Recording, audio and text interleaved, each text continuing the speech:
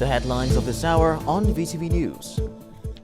Top Vietnamese leader begins state visit to Ireland. Later on, Prime Minister affirms strong determination to fulfill commitments at COP26. In our world news, Middle East conflict escalates further after Iran launches attack on Israel.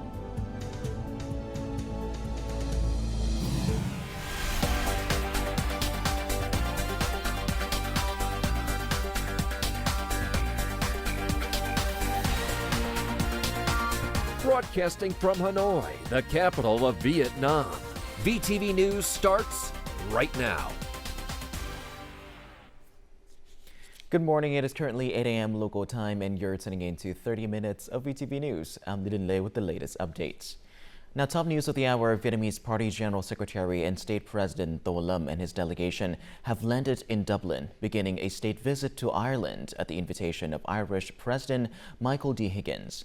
The Irish president and his spouse hosted an official welcome ceremony for the Vietnamese top leader and a high-ranking delegation of Vietnam.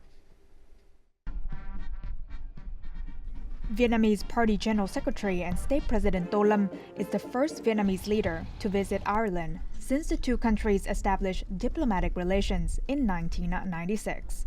This visit marks a new milestone in enhancing political trust and mutual understanding, deepening cooperation, and opening a new development phase between Vietnam and Ireland. Irish President Michael Higgins warmly welcomed the Vietnamese top leader's visit, affirming Vietnam's important role in the Asia-Pacific region. The Irish president recalled his positive impressions from his 2016 visit to Vietnam and praised the country's socio-economic achievements and international integration. In the meantime, the Vietnamese top leader expressed gratitude for the warm welcome and emphasized Vietnam's commitment to developing a multifaceted cooperation with Ireland. To strengthen political trust and mutual understanding, both leaders agreed to enhance exchanges at all levels, especially high-level visits, and actively implement existing cooperation mechanisms. The Vietnamese leader also announced the establishment of a Vietnamese embassy in Ireland, which he believes will foster a new phase of bilateral development for the benefit of both nations. In terms of economic, trade, and investment cooperation, both leaders highlighted its importance, noting the positive progress in bilateral trade. They stressed the need to effectively utilize the Vietnam-EU Free Trade Agreement, or EVFTA, to boost trade and investment connectivity and support businesses. The two leaders welcomed the strategic partnership in higher education between Vietnam's Ministry of Education and Training and Ireland's Department of Education, as well as the signing of a Memorandum of Understanding between Hanoi National University and leading Irish universities. During their talks, the leaders discussed regional and international issues of mutual interest and promoted cooperation in multilateral forums, particularly at the United Nations and ASEAN-EU partnerships, contributing to peace, cooperation, and development globally. While chairing the fifth meeting of the National Steering Committee for implementing Vietnam's commitments at COP26 on Wednesday, Prime Minister Phạm Minh Chính, head of the committee, emphasized that responding to climate change, pursuing green development, and transitioning to clean energy are urgent tasks that must be done. The Prime Minister has asked for faster actions to cope with climate change. After hearing the opinions of steering committee members, Prime Minister Phạm Minh Chính concluded the meeting by praising the efforts, achievements, and results that have been made in responding to climate change and fulfilling COP26 commitments. These efforts include institution building, human resources training, and raising awareness, responsibility, and action among the public. The Prime Minister also highlighted certain shortcomings, such as limited mechanisms and policies for promoting green development, climate change response, and energy transition. Looking ahead, the Prime Minister emphasized three major guiding principles. Firstly, combating climate change is an irreversible trend with significant consequences, particularly for Vietnam, which is severely impacted. Secondly, we must diversify resources by establishing policies to mobilize funding from citizens, businesses, investors, and support from developed countries. Thirdly, addressing climate change requires pursuing green development and energy transition, emphasizing the need for international cooperation. A comprehensive and inclusive approach is essential, ensuring all policies focus on people and business development while allowing citizens to benefit from these efforts. Emphasizing transparent mechanisms, seamless infrastructure, and smart management, the Prime Minister outlined 5 key tasks for addressing climate change, fostering green development, and transitioning to clean energy. These tasks include enhancing transparent institutions, timely policy responses, avoiding resource waste, and promoting research and innovation suitable for Vietnam. Assigning specific responsibilities to ministries and agencies, the Prime Minister urged proactive, creative, flexible, and effective implementation of COP26 commitments. Prime Minister Phie, who is chairman of the National Committee for Digital Transformation, chaired an online conference to implement the expansion of the electronic health record system and the issuance of judicial record certificates via the app VNeID nationwide.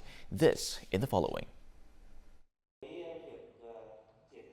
According to the Ministry of Public Security, over 32 million electronic health records have been created so far. Of these, more than 14.6 million citizens have integrated their e-health records into VNeID. The electronic health record system is expected to help save approximately $46.6 million annually on the purchase of health record books for 230 million patient visits, and facilitate individuals on proactively monitoring their health records, enabling them to provide their medical histories to healthcare professionals anywhere and anytime. In his speech, Prime Minister Phie emphasized that the goal of building a digital government, society, and economy to serve the people. The Prime Minister set a clear objective: every Vietnamese citizen, even those without health insurance, will have an electronic health book on the VNeID application. By early 2025, 100% of medical facilities, both public and private, and 40 million citizens will be using the electronic health book, and all individuals in need will be able to obtain a criminal record certificate through VNeID.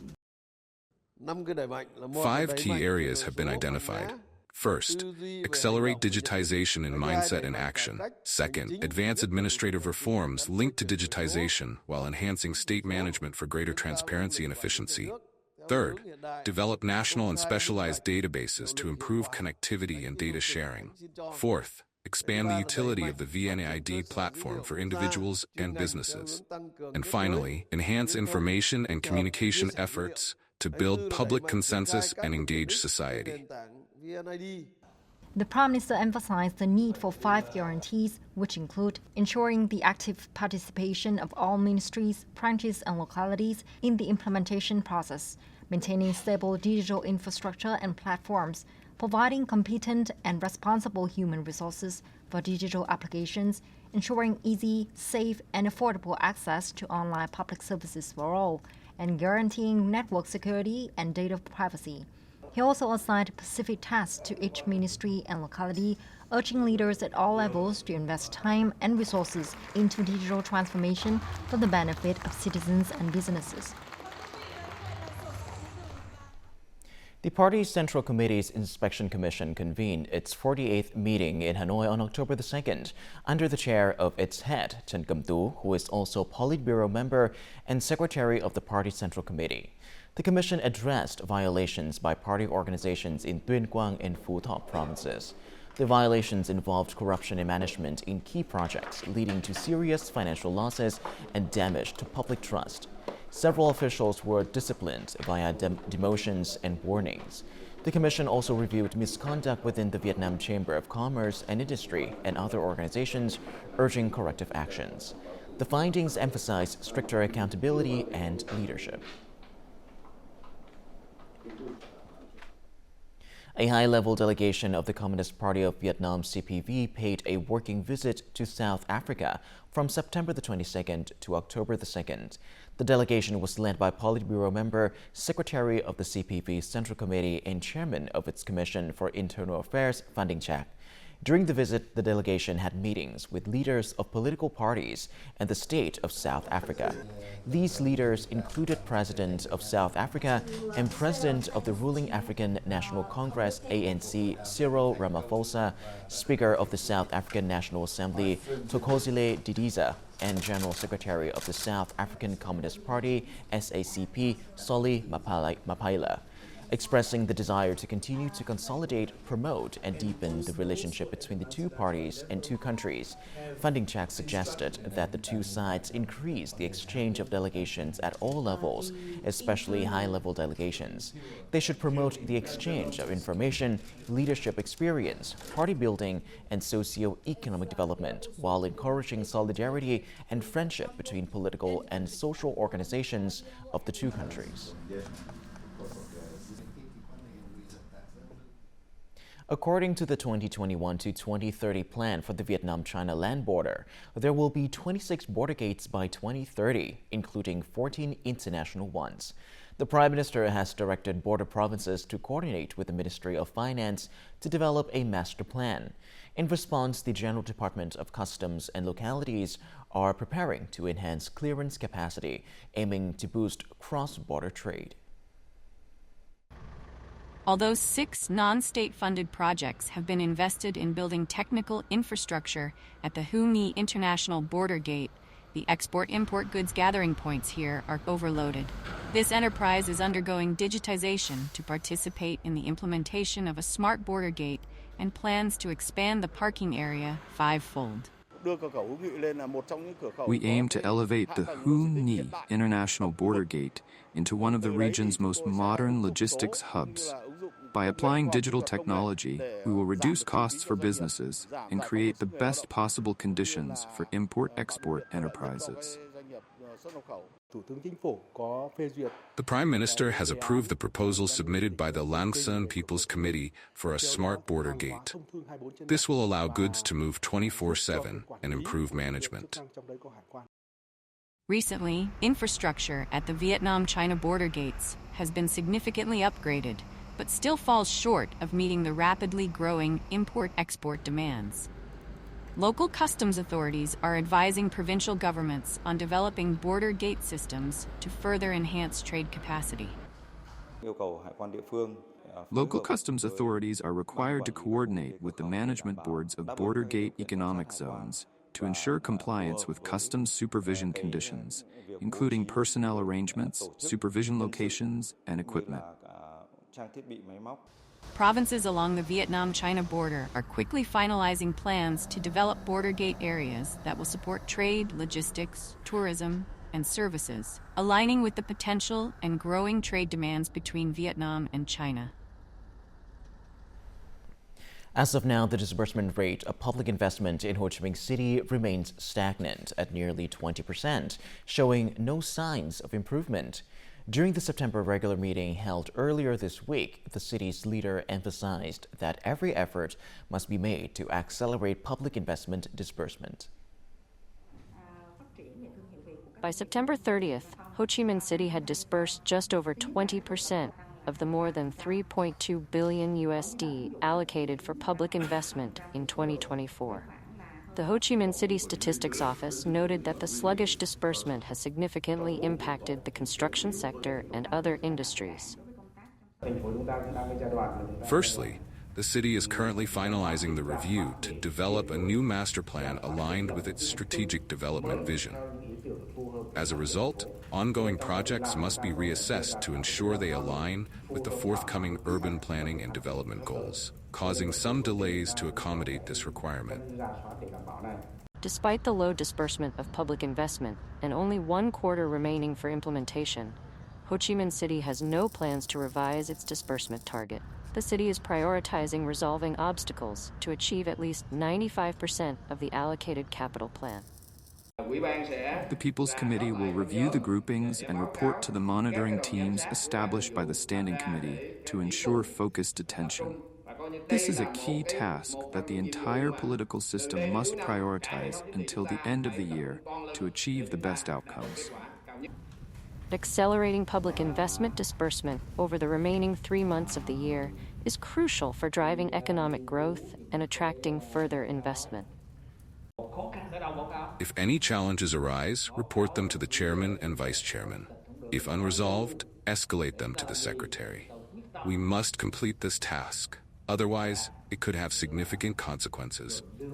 Ho Chi Minh City's leaders have called for an acceleration of investment and construction progress on key transport projects, including belt roads and metro lines. Once the general plan is approved, implementation is coordinated effectively to maintain project timelines and meet public investment disbursement targets. Coming up next on VTV News. Ha Giang Province takes proactive measures to mitigate landslide risks. And later on, innovation plays a pivotal role in Vietnam's education.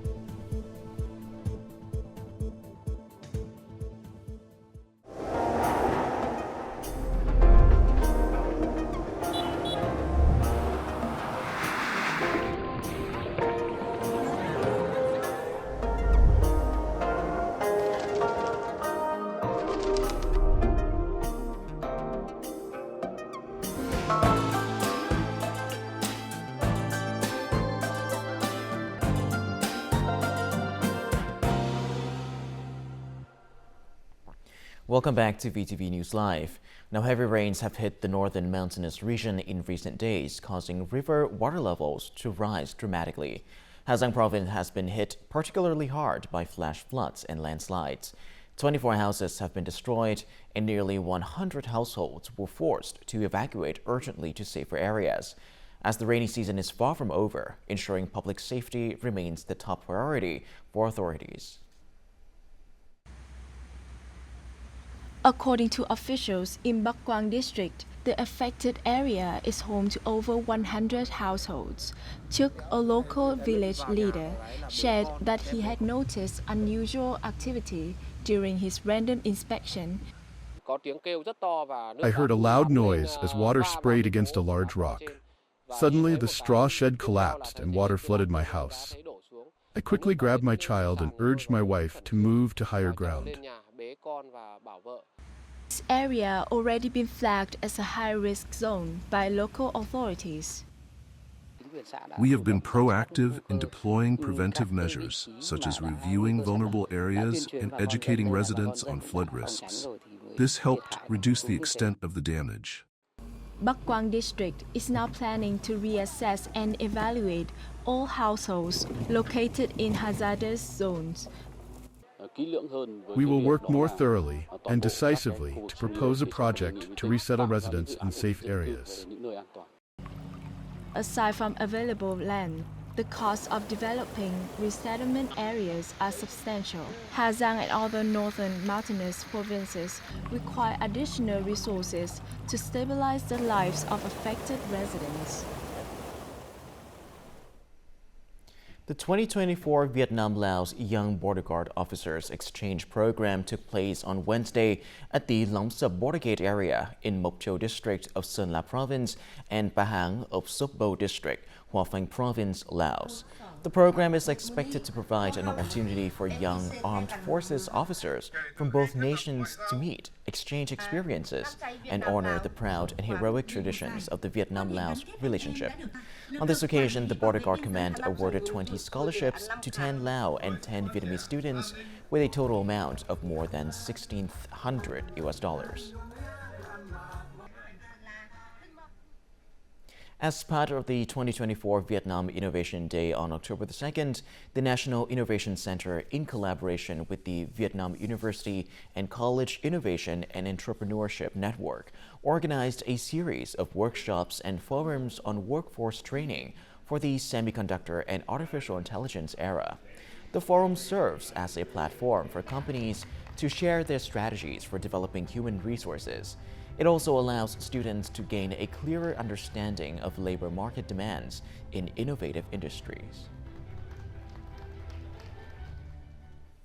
Traditionally, exploring valuable historical documents meant visiting archives, museums, or research institutes. Now, digital technology has diversified the ways we learn about and experience history. It has brought more engaging experiences to the public, helping people, especially the younger generation, easily access and develop a deeper interest in history. People of the Capital, the online 3D exhibition presents numerous valuable documents and images depicting the struggle against colonialists. It showcases a long historical period from the late 19th century to 1954. The exhibition takes viewers on a journey through the heroic history of the capital and the nation. Visitors can explore images of the ancient citadel of Hanoi, the Opera House Square, and the advance toward the Tonkin Palace. These images are vivid, and the valuable documents comprehensively cover many historical memories. Through them, we can understand history more clearly. With modern technology, people can sit at home and easily and conveniently access archive materials. More than ever, the importance of archival documents is being promoted and spread. This online exhibition enables viewers to relive the heroic atmosphere of that historic day 70 years ago through realistic visual effects. The application of new technology aligns with current trends, allowing long-term preservation and frequent use. It helps to widely promote history to multiple generations. We have chosen 3D technologies to recreate the fire and smoke-filled atmosphere, as well as the heroic Hanoi on the day of return. We want to reflect the nation's glory, so that those who love Hanoi can immerse themselves in this atmosphere.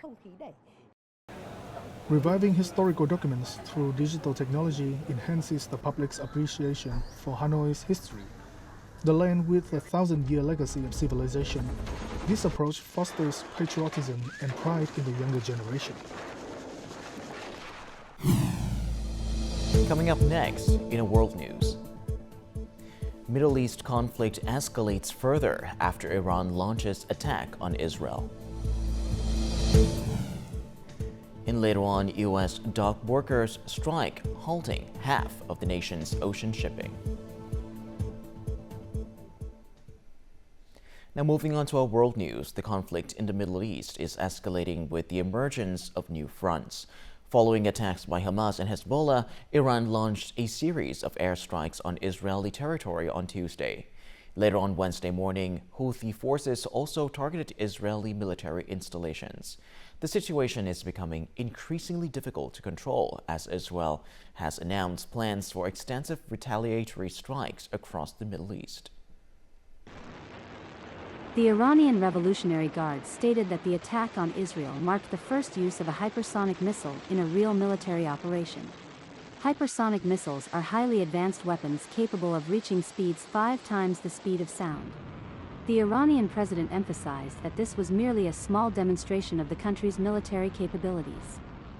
There's an expectation amongst its allies that it needs to somehow show that it can strike and hurt Israel. But Iran is kind of forced to retaliate because otherwise it'll show weakness of Iran not responding in kind. But I think preemptively, many countries are trying to negotiate behind closed doors to convince Iran not to launch a harsh military strike.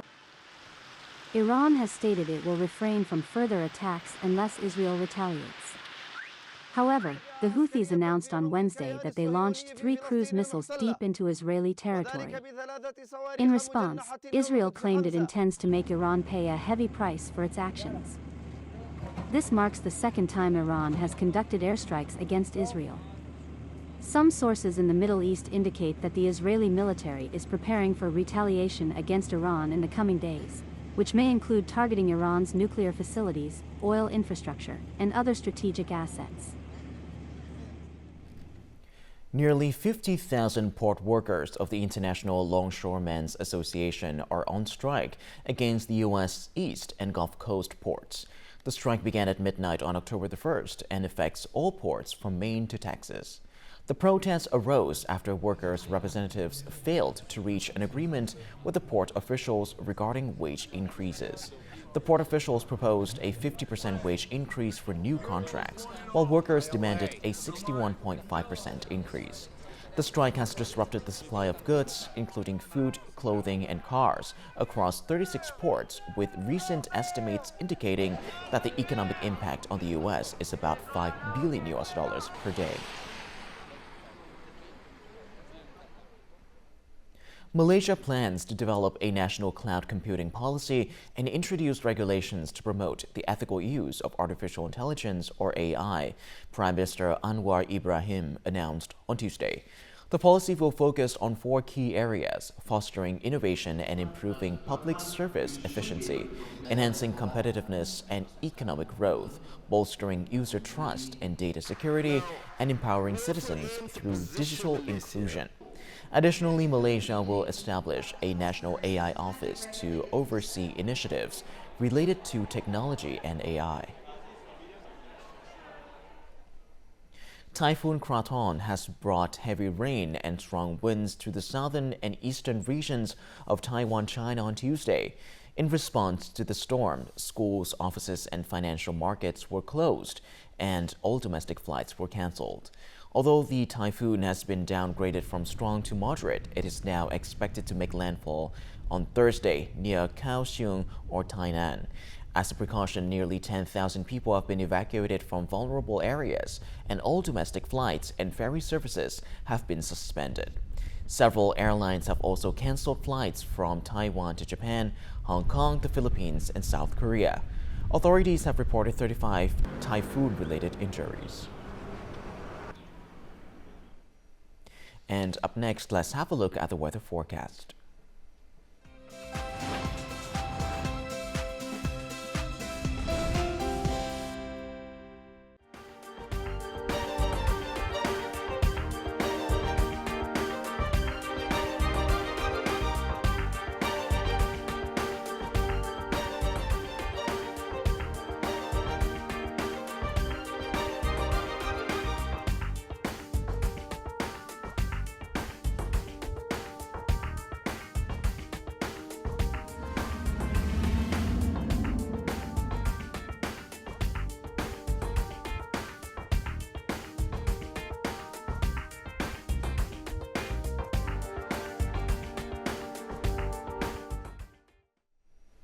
And that is all that we have for this hour on VTV News. To rewatch our program, you can visit our website or YouTube channel or download a mobile app VTVgo for more. Thank you for watching, and goodbye for now.